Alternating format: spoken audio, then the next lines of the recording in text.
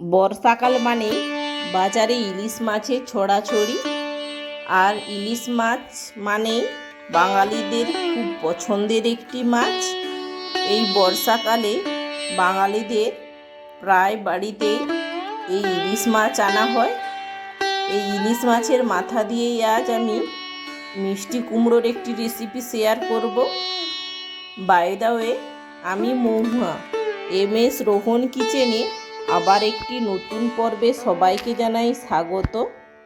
আজ আমি আপনাদের সঙ্গে শেয়ার করব ইলিশ মাছের মাথা দিয়ে মিষ্টি কুমড়োর একটি রেসিপি, যেটা গরম ভাতের সঙ্গে খেতে খুবই সুন্দর লাগে। তো চলুন, ইলিশ মাছের মাথা দিয়ে মিষ্টি কুমড়ো বানানোর জন্য প্রথমে আমরা একটি কড়াই গরম করে দিয়ে দেব সরষের তেল। তেলটা গরম হয়ে গেলে দিয়ে লবণ ও তেল মাখানো ইলিশ মাছের মাথা দিয়ে এক পাশ লাল লাল করে ভেজে নেব। একইভাবে উল্টে পাল্টে দুই পাশ লাল লাল করে ভেজে নামিয়ে নেব। এবার ওই ইলিশ মাছের তেলেই দিয়ে দেব পরিমাণ মতো তেল।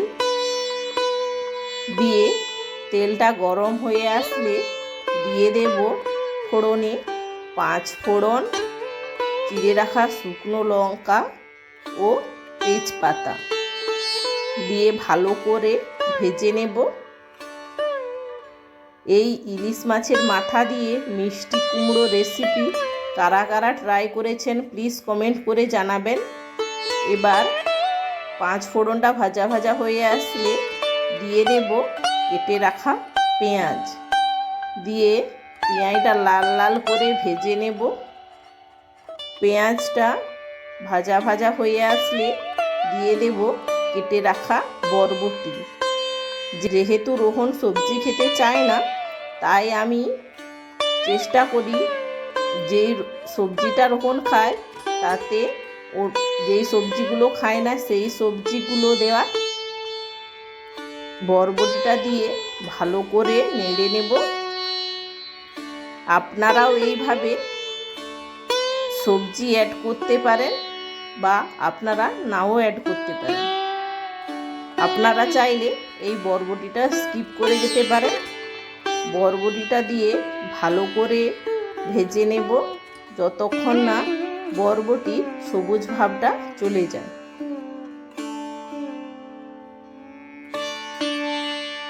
বরবটিটা ভাজা ভাজা হয়ে আসলে দিয়ে দেব ডুমো করে কেটে রাখা আলু। দিয়ে ভালো করে নেড়ে নেব যতক্ষণ না আলুটা ভাজা ভাজা হয়ে আসছে। ততক্ষণ আলুটা এইভাবে নেড়ে নেড়ে ভেজে নিতে হবে। আলুটা ভাজা ভাজা হয়ে আসলে দিয়ে দেব কেটে রাখা মিষ্টি কুমড়ো। দিয়ে ভালো করে নেড়ে নেব।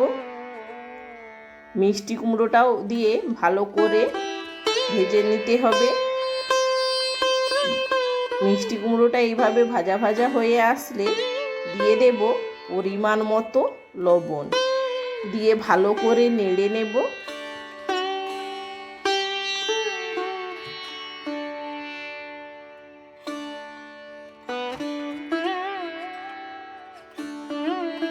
লবণ দিয়ে ভালো করে নেড়ে দিয়ে দেব আদা রসুনের পেস্ট।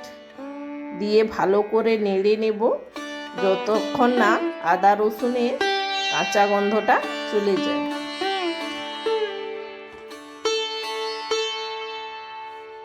এইভাবে আদা রসুন দিয়ে ভালো করে নেড়ে নেব। আদা রসুনের কাঁচা গন্ধটা চলে গেলে দিয়ে দেব হলুদ গুঁড়ো। দিয়ে ভালো করে নেড়ে নেব। এবার দিয়ে দেব লাল লঙ্কার গুঁড়ো। দিয়ে ভালো করে নেড়ে দিয়ে দেব ভেজে রাখা ইলিশ মাছের মাথা। দিয়ে এইভাবে খুন্তির সাহায্যে ইলিশ মাছের মাথাগুলো থেতো করে নেব। দিয়ে ভালো করে নেড়ে নেব। এবার দিয়ে দেব অল্প করে জল। দিয়ে ভালো করে নেড়ে নেব। গ্রেভি থেকে এভাবে তেল ছেড়ে আসলে দিয়ে দেব পরিমাণ মতো জল, দিয়ে ঢাকনা দিয়ে 10 থেকে 15 মিনিট ফুটিয়ে নেব, যতক্ষণ না আলুটা সেদ্ধ হয়ে আসছে। মাছের মধ্যে ঢাকনা খুলে এইভাবে নেড়ে রাখতে হবে, না হলে নিচে লেগে যাওয়ার সম্ভাবনা থাকে। এইভাবে ভালো করে ঢাকনা দিয়ে দিয়ে রান্না করে নেব। গ্রেভিটা মোটা হয়ে আসলে ও আলুটা সেদ্ধ হয়ে আসলে দিয়ে দেব স্বাদ মতো চিনি। এই কুমড়োর তরকারিতে চিনিটা দিলে তরকারির টেস্টটা খুবই সুন্দর হয়। এবার এইভাবে চিনি দিয়ে ভালো করে নেড়ে ফুটিয়ে নেব, যতক্ষণ না গ্রেভিটা মোটা হয়ে আসছে। গ্রেভিটা মোটা হয়ে আসলে একটি হাতার সাহায্যে আলু ও কুমড়োগুলো